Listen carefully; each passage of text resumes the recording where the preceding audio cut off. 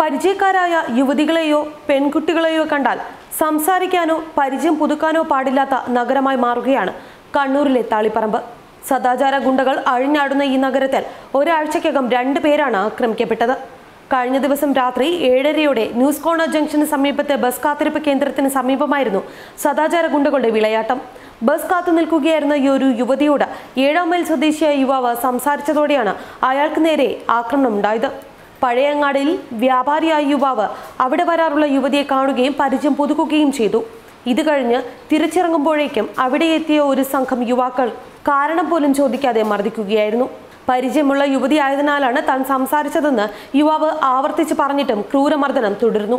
തളിപ്പറമ്പ് ടൗണിൽ നിന്നും യുവാവിനെ മാർക്കറ്റ് പരിസരത്തെ ആളൊഴിഞ്ഞ മൂലയിൽ പിടിച്ചുകൊണ്ടുപോയി വീണ്ടും മർദ്ദനം അഴിച്ചുവിടുകയായിരുന്നു.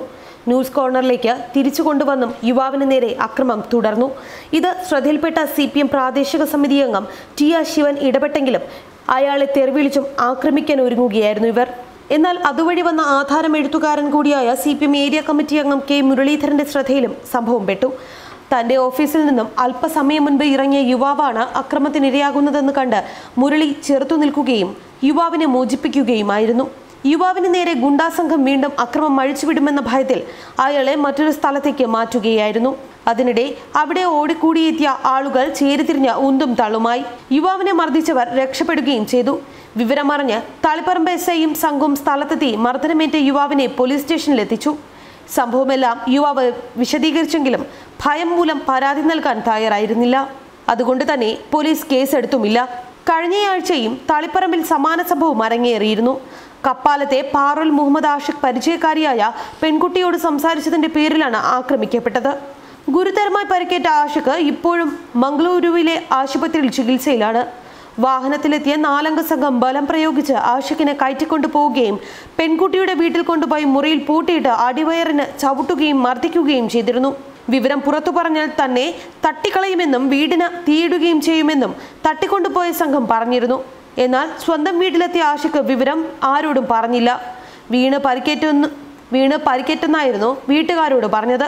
പിറ്റേ ദിവസം പുറത്തിറങ്ങാൻ ശ്രമിച്ച ആഷിഖ് കുഴഞ്ഞു വീഴുകയായിരുന്നു.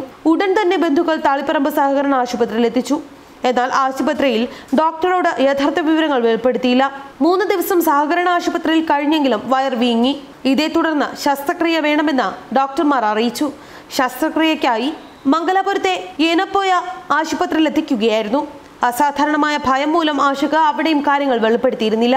ഫുട്ബോൾ കളിക്കിടെ വീണതെന്നായിരുന്നു അവിടെയും ഡോക്ടറോട് പറഞ്ഞത്. എന്നാൽ ആശുപത്രിയിലെ വിദഗ്ധ പരിശോധനയിൽ ക്രൂരമായ മർദ്ദനമേറ്റിട്ടുണ്ടെന്നും അടിവയറ്റിൽ ക്ഷതം സംഭവിച്ചിട്ടുണ്ടെന്നും വ്യക്തമായി. തുടർന്നാണ് ശസ്ത്രക്രിയ നടത്തിയത്. ഈ സംഭവത്തിലെ പ്രതികളെ രക്ഷപ്പെടാൻ സഹായിച്ചവരെ കൂടി പ്രതികളാക്കാനാണ് പോലീസ് നീക്കം.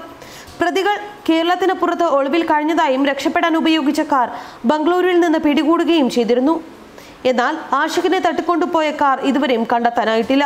പ്രതികളെ അവരുടെ രക്ഷിതാക്കളും ചില സുഹൃത്തുക്കളുമാണ് ഒളിവിൽ കഴിയാൻ സഹായിച്ചിട്ടുണ്ടെന്ന വിവരവും പോലീസിന് ലഭിച്ചിട്ടുണ്ട്. പ്രതികളിൽ ഒരാൾ വിദേശത്ത് കടന്നതായും സൂചനയുണ്ട്. ഇതിന് പിന്നാലെയാണ് ഇന്നലെ തളിപ്പറമ്പ് ടൗണിൽ സദാചാര ഗുണ്ടകൾ വിളയാടിയത്. ഇന്നലെ രാത്രിയോടെയാണ് ന്യൂസ് കോർണർ ജംഗ്ഷന് സമീപത്തെ ബസ് കാത്തിരിപ്പ് കേന്ദ്രത്തിന് സമീപം സദാചാര ഗുണ്ടകളുടെ വിളയാട്ടം നടന്നത്. ബസ് കാത്തു നിൽക്കുകയായിരുന്ന ഒരു യുവതിയോട് 7-ാം മൈൽ സ്വദേശിയായ യുവാവ് സംസാരിച്ചതിനാണ് അയാൾക്ക് നേരെ ആക്രമണം അഴിച്ചുവിട്ടത്. പഴയങ്ങാടിയിൽ വ്യാപാരിയായ യുവാവ് അവിടെ വരാറുള്ള യുവതിയെ കാണുകയും പരിചയം പുതുക്കുകയും ചെയ്തു എന്നാണ് സദാചാര ഗുണ്ടകൾ ആരോപിക്കുന്ന തെറ്റ്. News desk Marunadu TV.